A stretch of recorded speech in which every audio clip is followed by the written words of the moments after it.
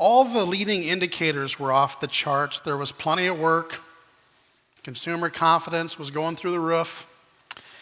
You may or may not have liked the man in charge, but in the good years, you were too busy living life and really enjoying life, living it to its fullest.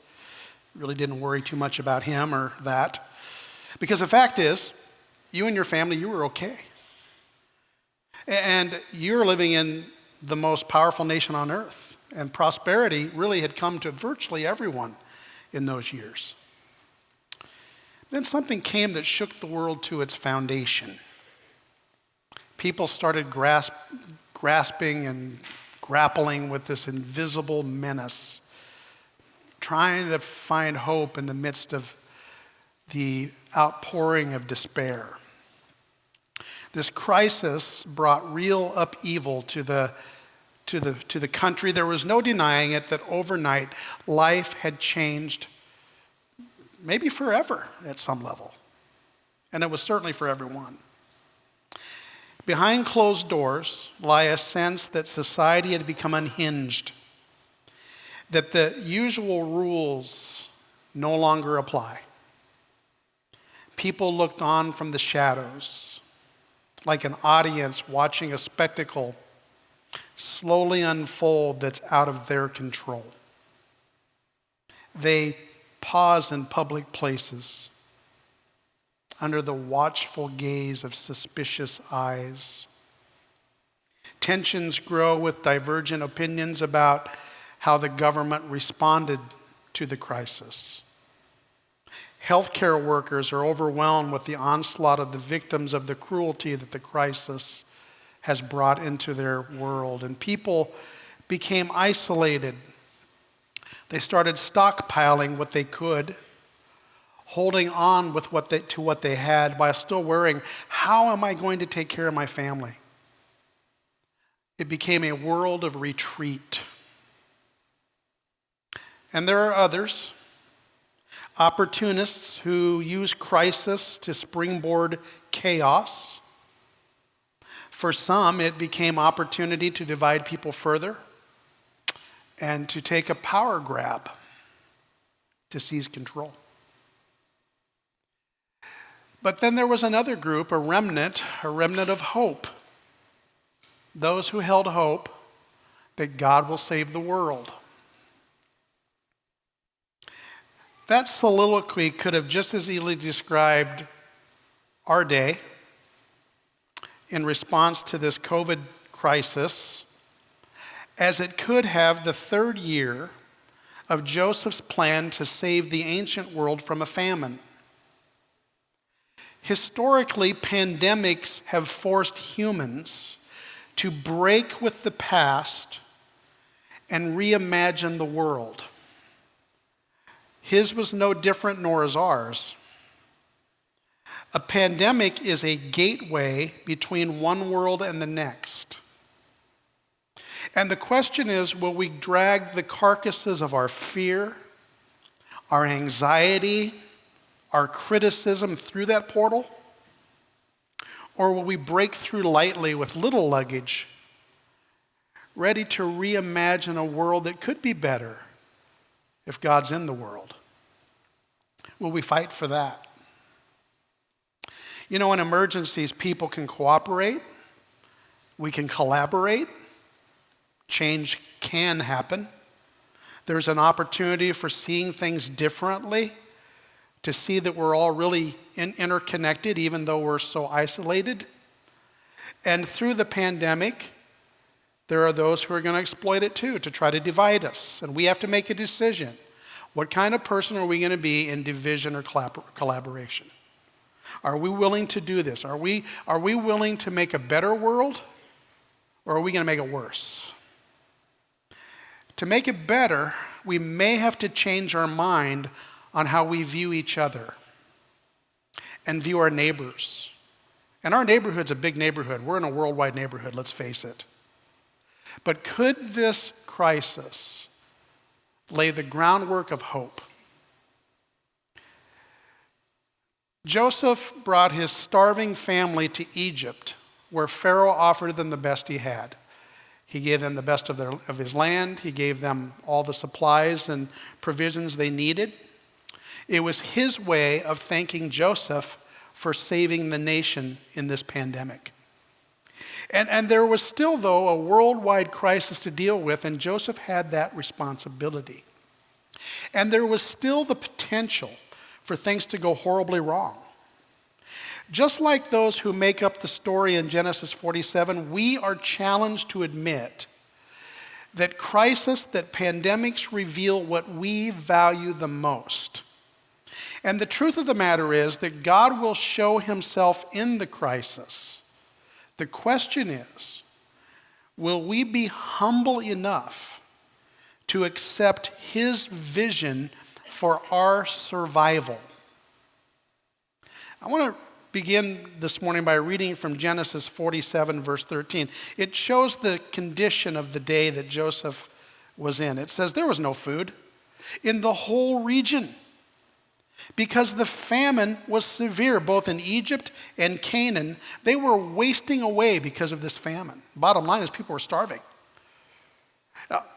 Though things were pretty good for Jacob, things were okay for Joseph and the Pharaoh and some of his people, everyone else, they were in a bad situation. Now for us, COVID brings a lot of things. Now when we follow God, we know that God looks out for us, but the world is cruel. And there can be pandemic even when God is blessing. Many of us might have said prior to the pandemic, I never had it better. I got a good job, I'm paying the bills, I even got some discretionary funds. Then boom, quarantine, maybe illness. Some of you have lost loved ones, friends. Work has probably changed for most of you. The instability of this certainly has affected most of us. It's a rough situation, let's be frank. Now remember that Joseph had led Egypt during 7 years of incredible prosperity. Egypt built up huge food stores, and Joseph had a system to distribute that. All of this, if you remember, was foretold in a dream, in a couple dreams that Pharaoh had, and Joseph was the only one who could interpret the dreams, and so therefore Pharaoh made Joseph, he gave him all the power. I mean, he made him the czar of the food and agriculture and economic status of the nation. And Pharaoh believed him, and he appointed Joseph to oversee it all. And so for 7 very profitable, very lush years, Joseph, he led them in stocking up food.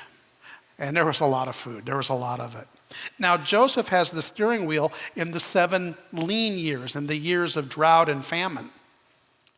Now, I imagine there were plenty of people in Egypt, in Canaan, who actually planned for this because they had heard about it and probably preserved some things. But it sounds like most did not. So they were in this situation where they needed to tap into these massive food stores that Pharaoh had amassed under Joseph's leadership. And at first, of course, they just brought their currency and they bought grain. It worked out okay for a while. But 3 years in, everyone was desperate. And there were 4 years to go, if you believe the dream, and now everyone did. So they pleaded with Joseph, and Joseph exchanged grain at first for money, then it became their livestock, and when their livestock ran out, they came to him desperate. They said, we will give you anything just to survive, just to live one more day. So they offered their land and themselves in servitude to the Pharaoh in exchange for seed. Verse 47, it says, so Joseph bought all the land in Egypt for Pharaoh. The Egyptians, one and all, sold their fields because the famine was too severe for them. The land became Pharaoh's, and Joseph reduced the people to servitude from one end of Egypt to the other. However, he did not buy the land of the priests because they received a regular allotment from Pharaoh and had food enough from the allotment Pharaoh gave them. This is why they did not sell their land. Now, some crazy things jump out of this, at least for me. The only people not being destroyed by the crisis are Pharaoh's household, And Joseph's a part of that. Joseph's family and Pharaoh's religious core. And by the way, the Egyptians' god at that time was Pharaoh and whatever cultural gods he put before them. So here's just a little commentary about our day. When people are in a pandemic, they tend to turn to their cultural gods if they don't have a relationship with the one true God. The little g gods of culture. People tend to put things that cannot, their faith in things that really can't save them, but at least give them some hope. They give them godlike status. I'm going to throw some out, and there's probably some I'm going to miss. For some, it's sports. I like sports, by the way. So these things aren't, in themselves wrong or bad, but if they take the God place, they're terribly, terribly inept. So you knew the pandemic was serious when they canceled March Madness and Major League Baseball, and for goodness sakes, the spring game. For some of us, it's just the security of where we live, our home. I mean, we had time this spring to sit around and we started looking at our homes and we thought, man, this place could use some paint. That garden out there needs to become something else. I need some landscaping. What about the siding? We had this time and so we put a lot of effort into our Home Depot and Menards cards, and they did banner business, by the way, during this time. For some of us, it might be something like a mind-numbing diversion, like alcohol, for instance. It's no surprise that the government considers liquor stores essential businesses, and they have done very well. Many of us went to the voting booth and we thought we'll turn to politicians, to parties, to save us from this crisis. Who's going to give me what I want to make it through this? It's how we'll get through.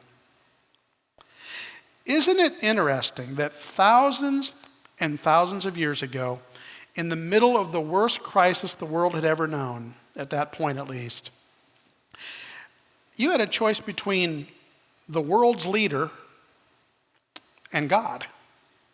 That was your choice. And the same choice exists today. In the midst of pandemic, in the midst of all of this is what we see. We see people who are turning either to cultural gods, leaders who really can't answer the question ultimately, or the one true God. It's amazing. Let's read on and see what happens. Joseph did a very charitable and kind thing for the people, even though it doesn't sound that way at first. Verse 23, Joseph said to the people, now that I've bought you and your land today for Pharaoh, here is seed for you so you can plant the ground. But when the crop comes in, give a fifth of it to Pharaoh. The other 4/5 you may keep as seed for the fields and as food for yourselves and your households and your children. Now listen to how they responded. You have saved our lives. May we find favor in the eyes of our Lord. That's a little L, Lord. They're talking about the Pharaoh. They're not talking about God. We will be in bondage to Pharaoh. So Joseph established it as a law concerning the land in Egypt, still in force today, that a fifth of the produce belongs to Pharaoh. It was only the land of the priests that did not become Pharaoh's. And so the worst famine ever, people are giving up everything, their money, their livestock, their land, their very lives. Joseph comes back and says, hey, work the land, give the Pharaoh 20%, you can keep 4/5 for yourself. And you're thinking, well, that's a lot. Well, how many of you would trade that for all that you pay in taxes? A straight 20%. Have you ever added this up? I mean, you pay sales tax, you pay food and beverage taxes, you pay property taxes, you pay state and federal income taxes, you pay registration taxes. If you own a business, you're probably paying some form of corporate tax. Ever add all of that up? You trade in a minute if you did the math. Pharaoh, the little g God, says, I want your land, your livestock, your lives, and give me 20%. What stands out for me in this is that we have a big G God who offers us everything. He offers us life. He offers us forgiveness. He offers us a life that's better here and an eternity that can't be matched. And he basically says, here's what I want in return. I want your life. I want your obedience.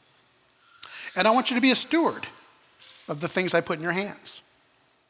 Now, the people back then said to the little g God, thank you for saving our lives. Here's everything I own. I'm going to give you all of it. And thank you for the 4/5 you gave back so I can live. God says, I want your obedience. I want your tithe. Just a thought. We serve a great God who gives us everything. He asks me to trust him. And so many want to negotiate. Well, 10%, that's quite steep. The little g gods don't get their cut with my 10%. Good luck with that down the road. There he goes, meddling again. Verse 27. Now the Israelites settled in Egypt in the region of Goshen. They acquired property there and were fruitful and increased greatly in number. They were the only people who were benefiting from this blessing of God, the people of God. And why is that? Because they had obeyed God. They'd followed God, his direction to go to Egypt, because his future plan depended on it. And they were faithful. And they were offering sacrifice to the big G God. Two types of people in any crisis. Those who worship the little g God, or the number of them that we put in our lives, and those who worship God, the God who can actually save us. You know, and we have to make that decision. Now here's the postscript after the famine.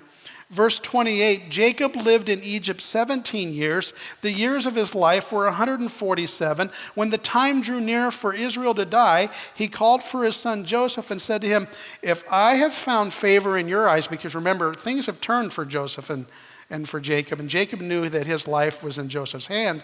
If I have found favor in your eyes, put your hand under my thigh and make this promise. Never understood why they have to do that, but they did that back then. Make this promise that you will show me kindness and faithfulness. Do not bury me in Egypt. Here's the key. I want to rest with my fathers. Carry me out of Egypt. Bury me where they're buried. I will do as you say, Joseph said. Swear to me, he said. Then Joseph swore to him, and Israel, Jacob, worshiped as he leaned on the top of his staff. Jacob had gone through famine. Now he lives in safety, yet he's concerned about one thing, getting back to the place of God. Being at the place, when it's all said and done, where God is. The man has changed over 147 years. Now look, I don't know what's worse, a famine or a pandemic. I'm going to guess famine. Here's what we can learn from the famine in the midst of our pandemic. God shows up again and again when people live their lives not on the world's terms, but on his. No matter what the conditions, no matter how much there is or how little there is, it's Jacob's attitude, this is nice, this is not where I belong. Now, how does this apply to me? Because you can swap famine for pandemic, but the way God provided then is still the way that God operates today. He hasn't changed, and he will not change, as Kelly prayed with us earlier. She made that comment. What do pandemics reveal? There's three things I want you to see here. I think the first thing they reveal is values. Egyptians in 2000 BC, they were world renowned for having the best of the best. They had the nicest stuff. They were the most culturally advanced people. They had art. They had a national infrastructure that was second to none in the world. They had the best entertainment. They had it all. They were the wealthiest nation at that time on earth. Then this famine hits, and they're willing to give up literally everything just to survive one more day. And then there's Jacob's clan. They're shepherds. They're folks from the hills, They're tent dwellers. They don't even have houses. And they say, it's kind of rough, but we're going to survive. Because they had this promise from God that he would not let them down. They were living in that promise. Their value was God. Jesus said something really important to us in Matthew 6:19. He said, "Do not store up for yourselves treasures on earth where moths and rust will destroy, and mice and all that stuff, where thieves can break in and steal." In other words, the stuff that we amass. "But rather store up for yourselves treasures in heaven where moths and vermin do not destroy and where thieves do not break in and steal, for where your treasure is." That's what this beats to, your treasure. We're all going to have treasure in our lives. Some of it's meaningless, but it still means something to us. It probably can be stolen. It probably can be broken. It might be capable of getting lost. It certainly is going to be devalued at some point. But the important thing is to store up treasure where it really matters, because we are eternal creatures. You are going to live forever. You are. We will all have treasure in our lives. So here's my first question for you in the midst of pandemic. Is your treasure in jeopardy? Because what you're putting your time, your energy, your top values in, if pandemic can touch that, it's the wrong treasure. Are your values off? Are they found in God, or are they found in your standing with God? What do pandemics reveal? Along with values, they go together, they reveal priorities. Priorities. Your values will determine your priorities. Now think about where your priorities might have been, let's just say at the beginning of March 2020, before this pandemic just swept through our world. What were you concerned about? Some were planning big trips. Some were working on a big contract and finding enough people to hire because your business was exploding. Some were consumed with what the kids were going to be doing and where they're going to go to college or what school they're going to attend because they're little kids. Seniors were planning graduation parties and getting to college and the excitement of that. Young couples were planning weddings for the summer. You were thinking, should I buy season tickets for next year? Because this is a good window for that. It's hard to get good seats over there. Did you look at that place yesterday? Yeah, a lot of those cutout things.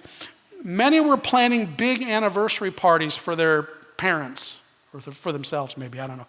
But your priorities may have changed. Can I reschedule that trip to Cancun? Can I get a refund from that resort? How many people will I need to furlough from work? Does a drive-by party work? Can I pull that off? How in the world are we going to do online school with a 5, 7, and 11-year-old and we got to go to work? Will my freshman year at college be on campus or online? Should I buy a cardboard cutout? Will my parents' marriage make it because it seems like they fight all the time? How am I going to take care of my mom? I can't even see her. I'm looking at her through a window. How does she know that I love her? When culture wins, our values tend to revolve around ourselves. Our priorities have become excessive about work and our kids and our activities and our entertainment and our self-indulgence. But we learn that keeps us empty, and in fact, it's all temporary. So what do we value? Will we seek first God's kingdom and then let all this other stuff fall in place? The second question I have for you in this 8-month pandemic that's going to go on for a while, it seems like. Has the pandemic changed your values and priorities? Because when we have our values set on God first, even when our priorities change, what we value most doesn't change. The pandemic might challenge my sub-values, but not my top value. My job changes or I have to change jobs. It doesn't change how I go to work. It doesn't change how I love my family. It doesn't change the way I spend resources and how I give. I might not have as much, but I'm still going to be the guy that gives as much as I can. How are your current priorities matching up with your values? And here's the third thing, God's provision. For many, this is setting up to be a very different type of Thanksgiving. I've always loved Thanksgiving. How many of you love the Thanksgiving? I do. I don't know, it's probably the food for me at least. I love the family gatherings. My family, we almost always go to Omaha where I gather, we gather with all my siblings. My mom's gone now, so all that's changed. We're not going to gather this year. It makes me sad. Some of you, it's the football. How's that going for you? I don't know what it is. But I mean, the food's still in play, I think. But there's not going to be family. And football kind of stinks, I'm going to be honest. So I'm struggling with the notion that God doesn't always provide for every moment, every scenario that I want him to. Pandemics take things from us. But as I look back over the last 8 months, here's the question. How have you seen God provide for you? Once in a while, we need a little Christian corrective action to counteract the anxiety and fear that this stuff thrusts on us. As a child of God, we live in the confidence that God is walking with us today, tomorrow, and the next day, and he will provide for us. And it probably will look very different. So I guess I see Genesis 47 as a little survival 101 course for pandemics. And what comes down to is this: I will respond to God, not the pandemic. In life, when things are going crazy, when things are going sideways, this is not the end of the story, it's just part of the story. The reason that we are so often afraid and angry and disappointed is because we think this is plan A. This is not plan A. Your plan A is not the world filling your void. And if that's the way you're living, no wonder you're miserable. God has this. Maybe tomorrow, maybe in a month, maybe in 4 more years, maybe not until eternity, but he is plan A. And if you won't recognize that, I'm sorry, it's not going to go well for you. And I'll pray for you and I'll encourage you. And we'll ask you to consider again, big G God, not the little ones. What do you see here? You can have a confidence that comes from beyond yourself. Look at how Paul writes it in 2 Corinthians 5. This is a man who had an incredibly difficult life, much more difficult than anything you and I could ever imagine. He said, therefore, we are always confident and know that as long as we're at home in the body, we are away from the Lord. For we live by faith, not sight. We are confident, I say, and would prefer to be away from the body and at home with the Lord. In other words, he's saying, you know what, it's going to get a lot better when I'm not here, for me and for you, but we're not there yet. So we make it our goal to please him, whether we are at home in the body or away from it. We make our goal to please him. We are not designed to live on this earth forever. And the older I get, the more I realize that.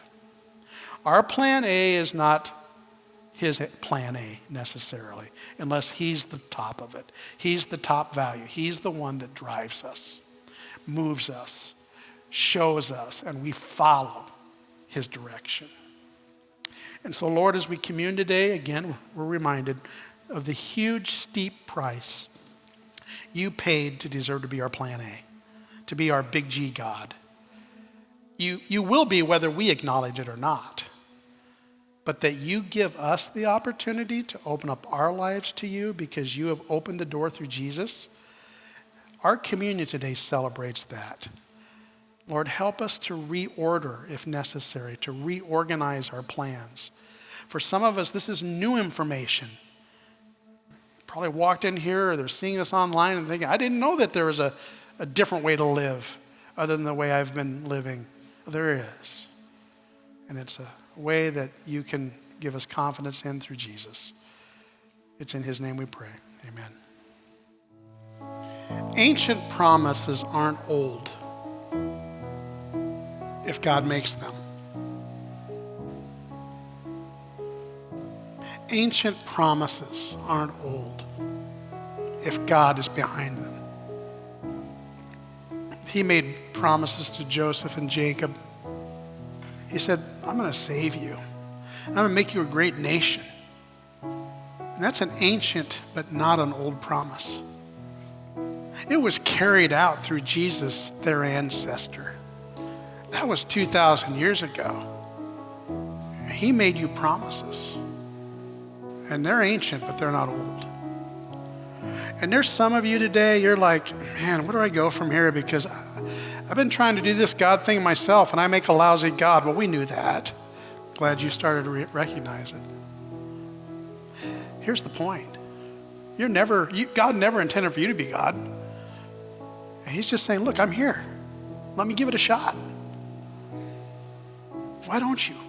Why don't you let him be your plan A and let everything fall into place from there? What do you got to lose? For some of us, it's like we've let the priorities come back and become more important than the values that we once held. So it's me saying, God, you're first now again, because I forgot again. Here's my family, here's my tithe, here's my job, here's my control, here's my pride, here's my anger. Those ancient promises, I'm going to accept them again and I'm going to live in them. For all of us here, there's this simple message in all of this chaos. Jesus says, seek first his kingdom and his righteousness. It's all going to come together for you. And you just have to decide, am I going to live my life like that or not? And only you can decide. Only you can. Make the good choice, the right one. You know, we're here to help you with that, and we're going to struggle together through the challenges. And I don't think they're over. They won't be until he returns. But until then, we're going to do it together. We're going to come together and collaborate and do it the best we can. How about that? Should we do that? Let's do that. God bless you guys.